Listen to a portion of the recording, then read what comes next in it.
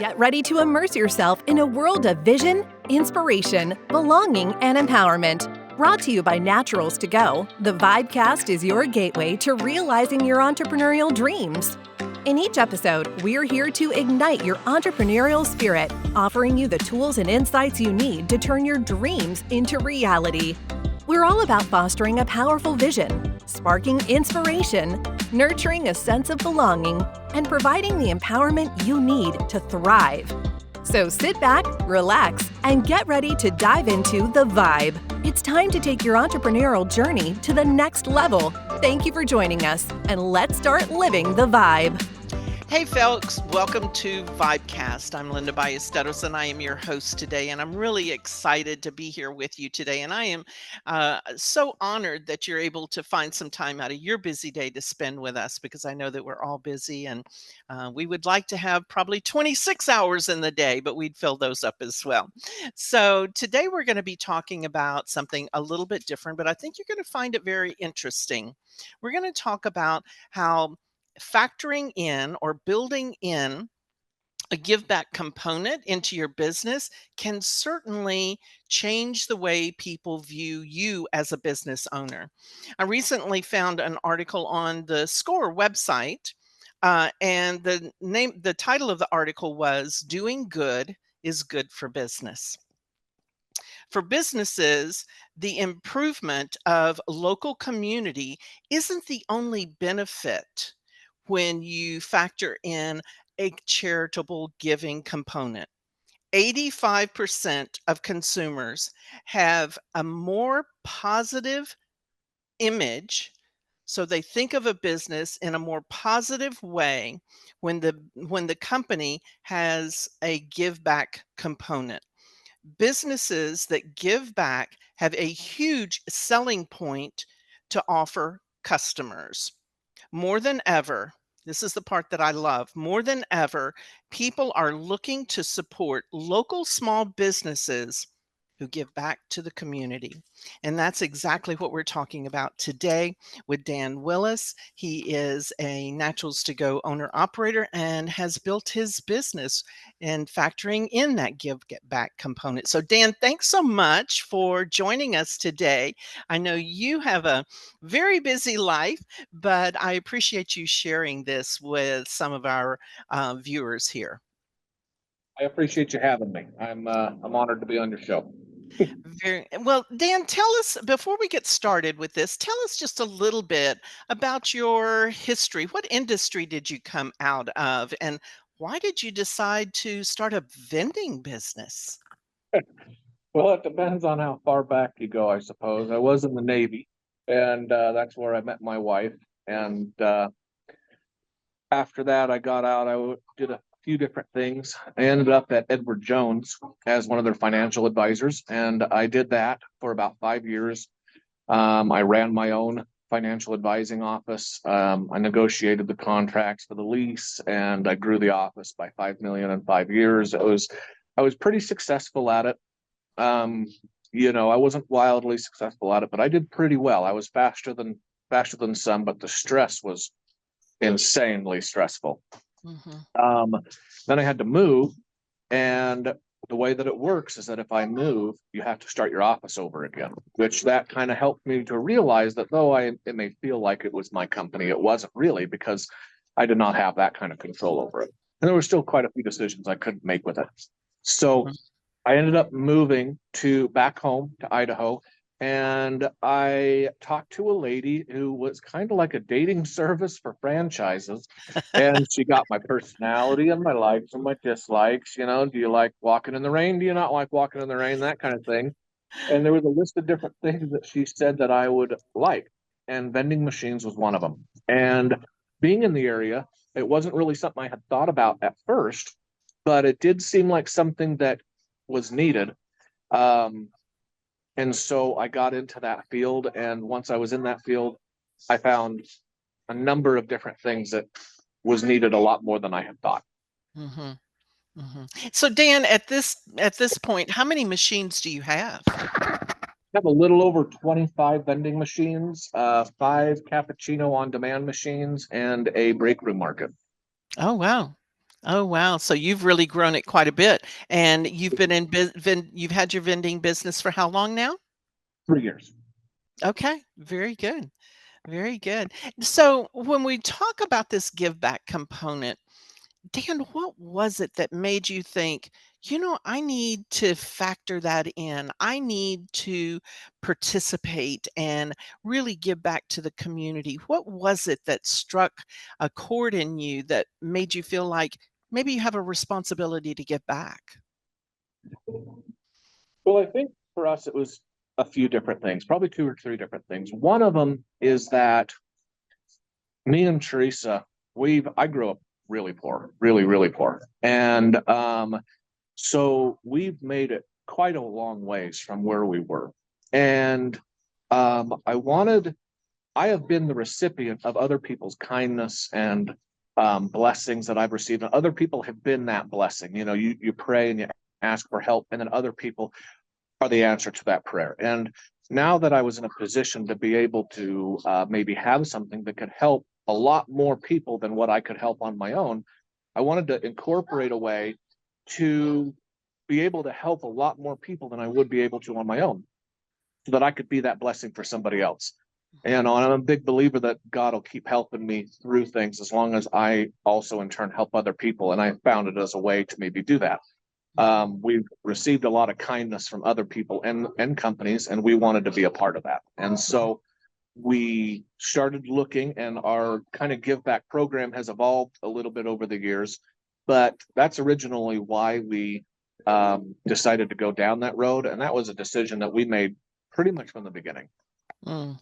I love that, Dan, because there's so many of us that grew up with less than, maybe the neighbor kids or the kids that you went to school with. And, you didn't Yeah, have the brand name shoes and, but your parents did the best that they could do with what they yeah, had at the moment.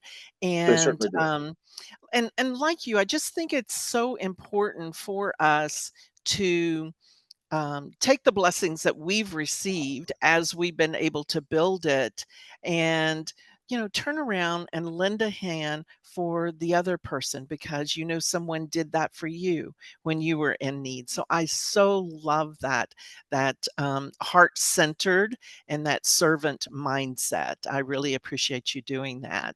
um, so Dan, tell me a little bit about what does that look like when you and Teresa were putting this together. How did you figure out how to make that work? That has been quite the process. And so it's not as easy when you donate for a lot of people. It certainly was not the same as donating for yourself. We Mhm. started off with having a single charity that we had found. And then we had the idea of letting other companies pick the charity that they want their portion to be donated to. So we donate 10% of our profits to charities. And what that looked like is we would allow other companies in the beginning to pick anybody that they would like. And as long as it's a legitimate charity, couldn't be like Bob's Beer Fund, we would donate. And I saw so many wonderful charities that we've donated to, like Promise Ridge. They help domestic abuse situations and help women and their children escape. And they help them with jobs and placements, and they coordinate with law enforcement. And it's a really wonderful one.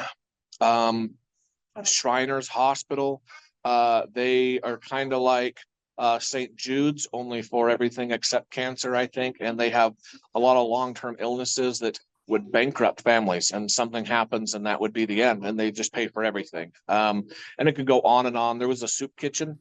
That was one that we donated to in the beginning. That was kind of a heartwarming situation because we had started donating to them right after COVID, and we wrote our first check. And I just mailed it off and didn't think about it. It was the 10% from a particular client that had chosen them. And we ended up getting a call from that guy a little later because when that check arrived, they were in talks of closing the program down for the area because COVID restricted certain laws that required them to individually deliver meals. And he said that it wasn't the cost, they just didn't have the money. And the check was large enough, they were able to open for the whole year of COVID because of it. Oh, Dan, that had to have made you feel like this is why I'm doing that, It was right? really nice. It was really nice. And over time, the program has evolved because we ended up with about 20 different charities, which logistically was difficult to do. And so this last year we shifted, especially for tax reasons. Our accountant was like, Dan, we have got to figure something out. so, and so we ended up going with the charity that was the most popular, which is our All Hands Helping Santa. And we partner with Clandestine Kringle in the area, and we deliver Christmas presents to families and children who wouldn't normally have had a Christmas otherwise for various reasons. One family last year that we donated to, their house burnt down. Luckily, they were all gone, but they literally lost everything except what they were wearing when they went to the store. And so that has been always a really heartwarming thing. Clandestine Kringle does a fantastic job at organizing it because they hire a Santa. He dresses up, he has a sleigh, and the sleigh is pulled by a Chevy, but the kids don't seem to notice that. The dads do. The dads, Yes. they notice it. Yeah. And we pull up and Santa gets out of his sleigh and we deliver presents. And what's really wonderful about this charity is that from the beginning, we've wanted to incorporate other companies in this with us, because donating can be kind of a back burner thing. You want to do it, but you're busy. And what we've been able to do is refine the program so that not only can companies participate, but the people in the companies can participate just through their daily activity. We've donated over $10,000 to various charities, and we've bought hundreds and hundreds of gifts so far. And that's only in the last 3 years. And we haven't done that by ourselves. We've there's a couple of companies that always match our donations for All Hands Helping Santa. And so not only do we donate the 10% that we've gotten from the business that we do, but then we have companies who will match our donation again, and then they'll help deliver presents, because wrapping and delivering that many presents is difficult. And I'm excited to see how it'll grow. And so we've combined it all into this one, and eventually down the road, we'll end up with probably 4 quarterly charities as the company grows. But we wanted to make sure that it was a significant enough impact that A, we could logistically do it without my accountant going on strike. And 2, we could make a significant enough impact that it would actually help. So right now it's All Hands Helping Santa, and we have plans within the next 1 to 2 years to open start another branch, All Hands Supporting the Earth, which will be a tree planting initiative. That one requires a significant amount of logistics, so we're holding off on that one because planting that many trees we got to figure out what we're going to do there. But that is in the works. But Dan, I love what you said, that other companies are matching your donation, and they were probably just looking for an opportunity to participate, but like you said, they just probably didn't have the bandwidth. They didn't know how to Yeah. do it. And for you to say, raise your hand and say, hey, I can help with this. This is what I'm doing. Do you want to partner with me?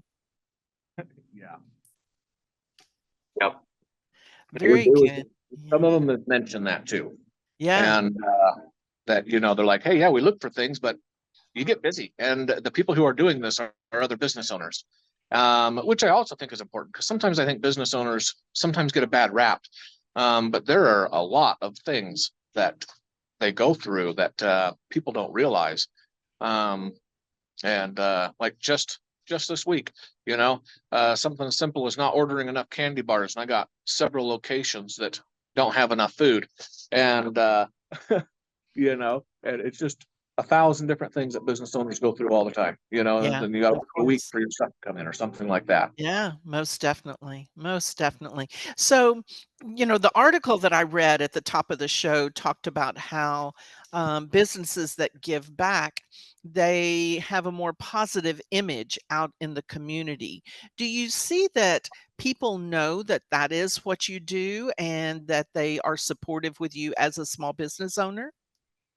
We have seen that. Yeah, we have seen that from top to bottom. We have seen high, high decision makers of companies do do business with us because of that program and because of our willingness to support local causes that they like as well. And we've seen that all the way down to the individual who chooses to maybe buy something out of our machine or our break room markets. We have meals out of them now for their lunches and stuff. And rather than leave and go do it, buy it somewhere else, they buy it there because they know that theirs might go, their purchase might go towards buying a present for a kid at the end of the year. It has been really nice. We get to talk to people about it. It's a common subject that people like to bring up. And so it's been a really good experience. Yeah, it certainly helps to build that relationship with the location because it turns out that you're in partners together to support a local nonprofit. Yeah, I love that. Absolutely. Yep. I love that. I love that. So, Dan, I could see where this could definitely work in, I don't know, a big city like Houston or Chicago. What size is your business, your city? We're in a number of cities, but our biggest one would be our two major cities we're in would be Rexburg, Idaho, which is about 30,000 people. And then we are in Idaho Falls as well, which is about 70,000 people. But we're also in smaller towns that have like 3,000 or 5,000. Those kind of towns with like one stoplight and a diner kind of a thing, which is where I'm at now. It's a really comfortable place. And so we're in many different places, but yeah, traditionally smaller locations. We're certainly not in places where they have like 250,000 people. So when I hear you talk about that, and of course you're servicing several cities in your area, and somebody is listening thinking, well, I don't know that I could grow a business. My town is too small. You're proof that you really can grow a business in small communities, right? You certainly can. Yeah. If you could find something that is needed there, then people might be surprised at how supportive they can be if they have something that their community needs. If you have widget A and you're in a town of 3,000 people and you learn how to make widget A really well, and 2,000 out of the 3,000 need your widget every month, that's 2,000 a month. And then usually, unless you're in Alaska, there's other small towns around you, and you can travel at least a little bit and incorporate other towns to that. So it definitely requires maybe some logistics, but I think you could almost have a better business in smaller areas because it's too small for the large people. Like we're never going to have a Costco in this town. They couldn't, so you don't have that kind of competition from those, whale-sized companies. And it allows people who maybe are just starting out to be able to start out with local competition rather than national competition. Oh, that's a really good point that that smaller towns don't have the big box stores and that you don't have that competition from those big box stores like a larger city or even a mid-sized city would have, right? Yep, absolutely. Yeah. And so there are disadvantages, but there's always advantages to the situation too. You just got to kind of design your business around what you have. Yeah. Yeah, definitely. So when you're looking forward here, Dan, how do you see your business evolving over the next few years or so? Do you see making any changes in the way that you do business or the way that you are building in this give back component? You have any changes in the pipeline there? We do. Yeah, we have some short term and then some midterm changes that we're going to be making.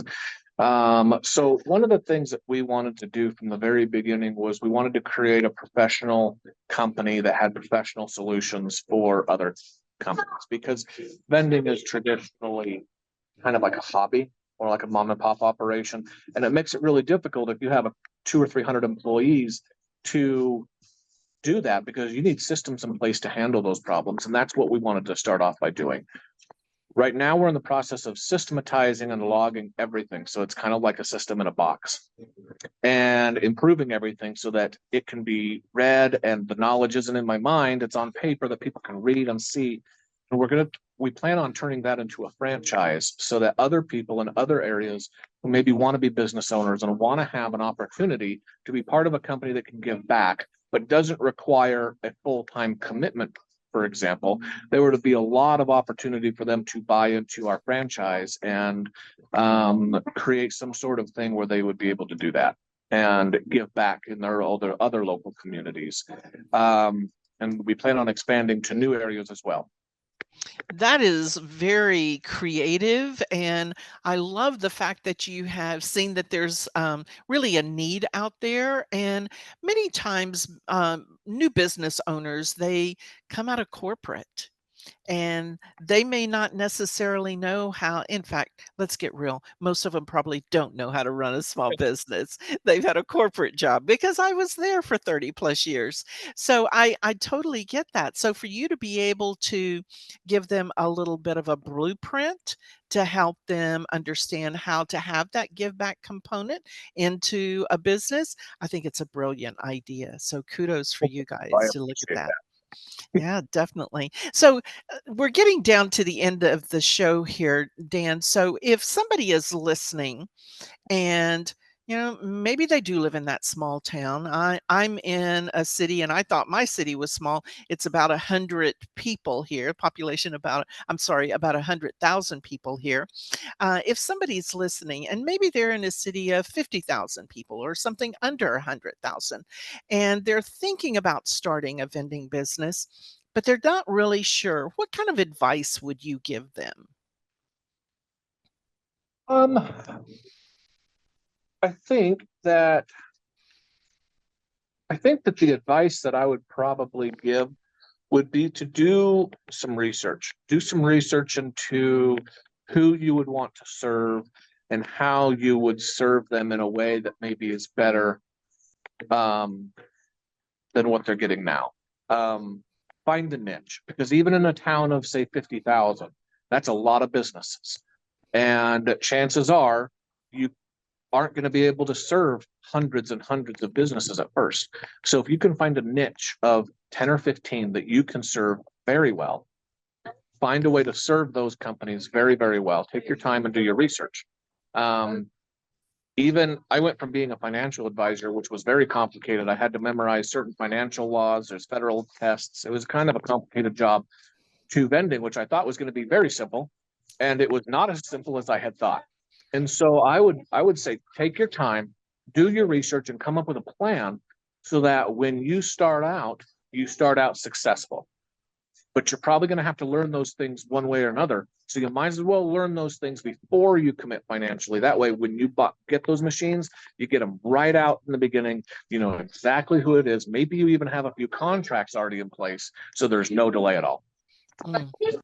Very good advice there. And I'm sure that you would also encourage them to consider that give back piece as well in their business. It sounds like it's served you quite well. I think I would encourage any business to do that. It seems to have worked very well for us.